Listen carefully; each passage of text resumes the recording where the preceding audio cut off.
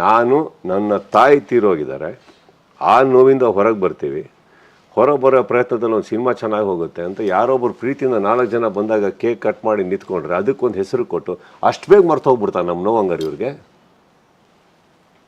ಅಥವಾ ನನ್ನ ಒಬ್ಬ ಸಹೋದ್ಯೋಗಿ ಅವರು ದರ್ಶನ್ ಕಾಲು ಎಳ್ಕೊಂಡು ದರ್ಶನ್ ಮೇಲೆ ಮಾತಾಡ್ಕೊಂಡು ನನಗೇನು ಸಿಗಬೇಕಾಗಿದೆ ಸರ್ ಹೇಳಿ? ಅವ್ರ ತೊಂದರೆಯಲ್ಲಿ ನೋವಲ್ಲಿ ಇರಬೇಕಾದ್ರೂ ಏನು ಹೇಳಿದೆ, ಅವ್ರ ಮನೇಲಿ ಒಬ್ಬ ಮಗ ಇದ್ದಾನೆ, ಬೇಡಿ ಅವೆಲ್ಲ ಮಾತಾಡಬೇಡಿ, ಅವ್ರ ಅಭಿಮಾನಿಗಳು ನೋವಲ್ಲಿದ್ದಾರೆ. ಇದೆಲ್ಲ ಹೇಳ್ಬೇಕಾದ್ರೆ ನಾನೇ ಸರ್ ಟಾಂಟ್ ಕೊಡಲಿ? ಆ್ಯಂಡ್ ಇಲ್ಲಿ ಯಾರಿಗೆ ಎದುರಬೇಕು ಸರ್?